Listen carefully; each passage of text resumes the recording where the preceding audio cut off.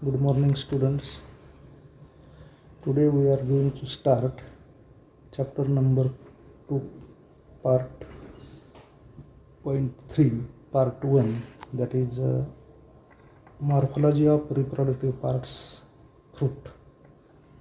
So first we see introduction and definition. Formation of fruit is the culmination of sexual reproduction in life cycle of an angiospermic plants. Fruits are unique to angiosperm. Many fruits are delicious, nutritious, and invaluable dietary elements of human beings and obviously the other animals. Many edible fruits are rich in vitamins and minerals. Some fruits are medicinally important. The stimulus of fertilization triggers several changes in the lower. The ovules develop into seeds and ovary into a fruit. Usually, all other parts of the flower except ovary wither away. Sometimes a fruit is formed without fertilization. This naturally occurring phenomenon is called as parthenocarpy. In this case, the stimulus of pollination alone leads to the formation of fruits. The parthenocarpic fruits are essentially seedless and in great demands. Example, banana, grapes, pineapples, etc. Sometimes parthenocarpy can be induced by exogenous hormone treatment. It is called artificial parthenocarpy. A true fruit is developed from a single ovary of a single flower alone without the involvement of any other floral parts. On the other hand, when other floral parts participate in the formation of a fruit, it is called false fruits or multiple fruits or pseudocarp. Example, in apple, thalamus is modified to form a fruit. A fruit may simply be defined as a matured or ripened ovary. A mature or ripened ovary with or without accessory floral parts. Okay. Then after introduction and definition, there is a next part, that is parts of fruits. So see here that a true fruit has mainly two parts. Number one, all of the fruit, that is pericarp, and number two, a seed or seeds. The pericarp is ripened or matured wall of ovary. In some fruit wall of the fruit may be dry, thin, and undifferentiated. Example, pea. In some fruit, it is distinguished into two layers. The outer layer is called as epicarp, forms skin of the fruits, and middle one mesocarp, and the inner endocarp.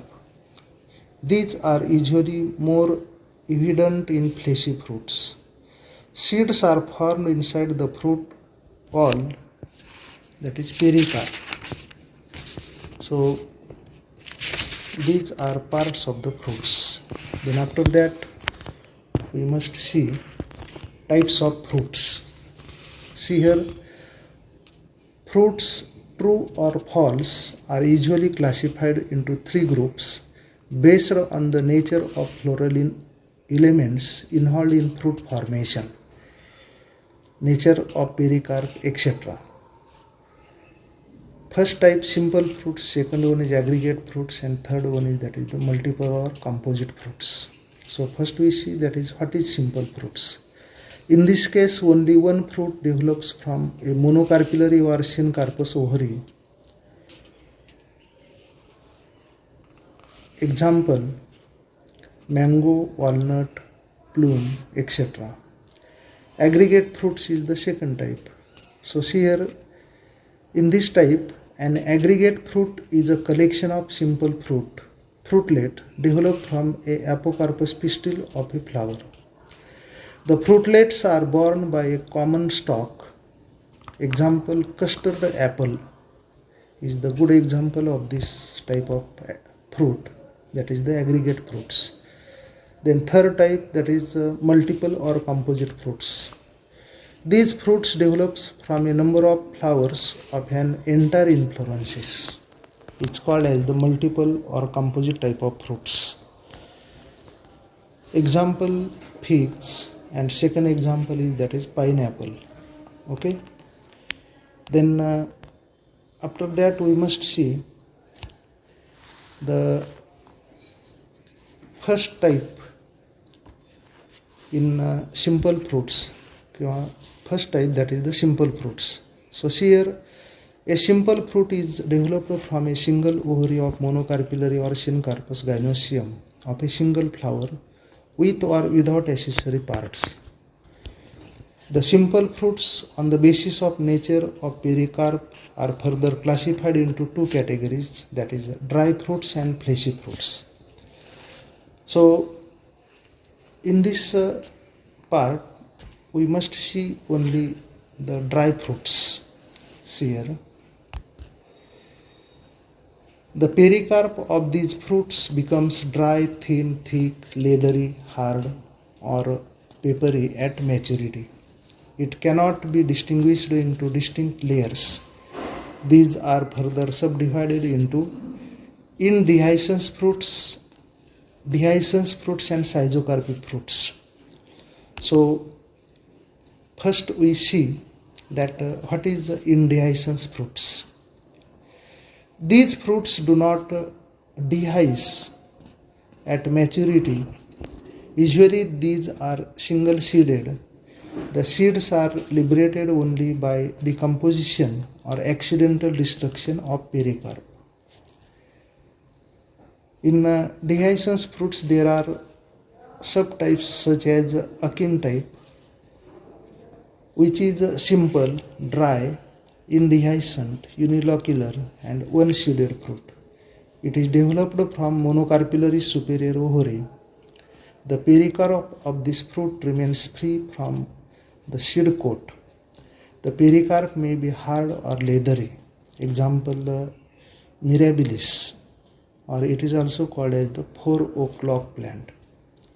Second example, that is gulbaksha, then boravia. These are some examples of this type of fruits. Simple akins are rare. Most of them occurs as eukaryotes. Okay. Then second types, that is Shipsela. This is a simple, dry, indehiscent, unilocular, and one-seeded fruit. It is developed from bicarpellary syncarpous and inferior ovary. The pericarp of fruit is hard and free from seed coat. A crown of persistent calyx adnate to the fruit in the form of scales or hairs is present. The cotyledons in many cases contain edible oils. The common example of Shipsela are Helianthus anus. In general, commonly in English it is called as the sunflower.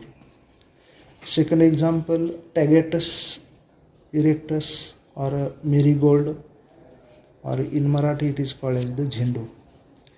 Next example, Tridax and other members of Asteraceae family. So these are some few examples of this akin type, Shipsela type of fruits. Then third type, that is the nut.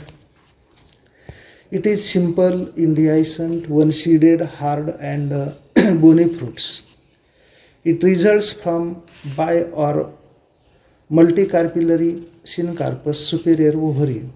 Pericarp in this fruit becomes hard and stony. Example, cashew nut. Then next type, fourth, that is the caryopsis type of fruits. It is also dry, simple, indigescence fruit. These fruits develop from monocarpillary superior ovary. The fruits are unilocular and one-seeded.